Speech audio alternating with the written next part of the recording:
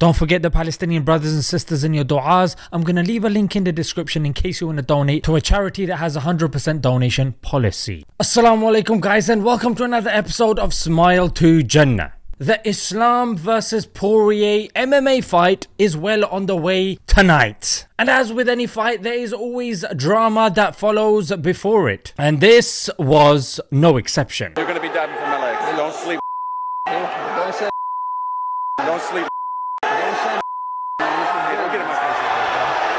Now we know that smack talk has become pretty much standard when it comes to any of these fights. But here, I'm sure you could see the problem. Islam is from Dagestan. Poirier is from the US. In the US, using such terminology, you mother effer, is pretty much common as it is in other countries like even the Indo-Pak subcontinent. Unfortunately, such terminology is pretty common there.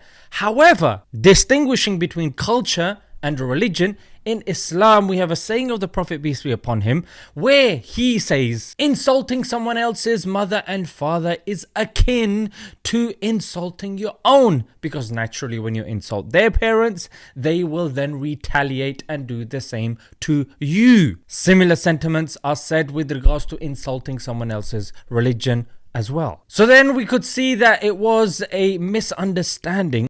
You know me. I would never disrespect my family. He's just he did it in different countries. Yeah, I'll go. It's still war, but I would never disrespect your family. That's not my heart.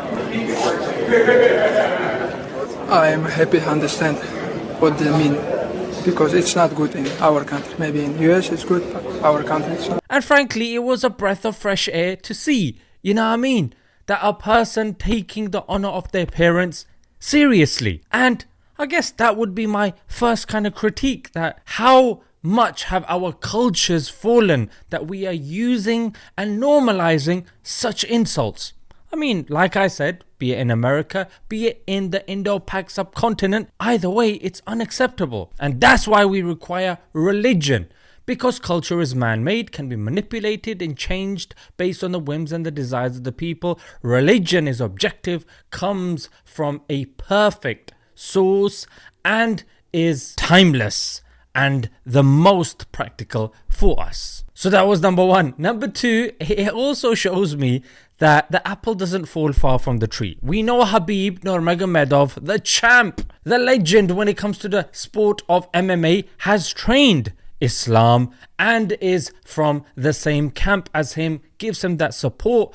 And you know what I mean, you are upon the religion and upon the acts of your friends, frankly. And even Western academics will say you are the sum of the 5 people you hang around. That's why make sure that your inner circle is a circle that's beneficial to you, rather than just you are giving. It has to be mutual, and you should be benefiting from them as well, even if it be from their akhlaq, their knowledge, or even their motivation. Maybe one of them's a gym goer. Maybe one of them is really good when it comes to the written word and articulation. Another one, mashallah, is pursuing Islamic studies, and so on. And we know Khabib had a fantastic relationship when it came to his father. All the people that would interview him would frequently ask about his father, and he stopped his career at the behest of the mother. So Islam, following that same vigor when it comes to the parents and that zeal when it comes to honor and respect, is very important, is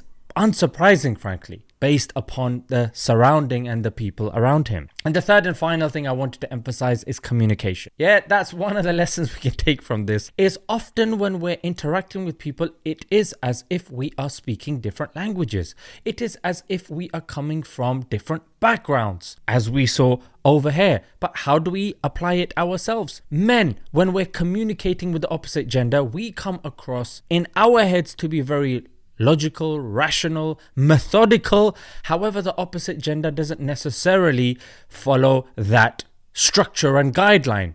Not all the time, that is. And that's why sometimes there is a misunderstanding. When you get married, again, hopefully you both are strangers and suddenly you're thrust upon each other and you're supposed to on the first night consummate, on the second night meet everybody and be happy and everything. No, it takes time to get to know somebody, even if you're going to work. Yeah, it's important to understand where somebody's coming from. And how do you do that? By listening. Hearing, they're going to tell you where they're coming from. They're going to tell you why they make the decisions that they make. They're going to tell you what they're thinking. What you need to do is listen and question. When you've listened and questioned, then you have enough information to respond. Responding without finding out where the other person's coming from is unfair. It's unjust, and frankly, it's illogical and the root of a lot of communication problems. And pretty much obvious thing that I would say is don't try to resolve things when you are angry. It's like going fishing in the middle of a storm. Who does that? Because even scientifically they say the blood moves from the prefrontal cortex. It is as if, it makes sense when they say the person is out of his mind. He doesn't have full blood circulation in his head. That is the wrong time to be reasoning with this individual. If I was to add a footnote there as well, if you are having an argument, don't text, don't email. Yeah, and if it's a unclear, sensitive issue where you're like, oh, you know what, this person looks like they're saying this and I'm going to have to respond, call them. But even better is meeting face to face. Say, you know what, I'm going to see you in the evening. Let's talk face to face. It reminds me of a quote of an individual. He said, I was planning 2 hours. I would say this to the person. They would say this and I would say this and they would say this. And when we met, the person hadn't been thinking like that at all.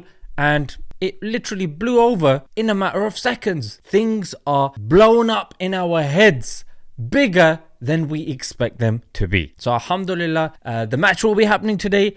Obviously, inshallah, Islam will win. How he wins is the question, not if he wins, knowing that he's from the camp of Habib. Inshallah, he does us proud. And let's leave it there, guys. Until next time, Assalamu alaikum.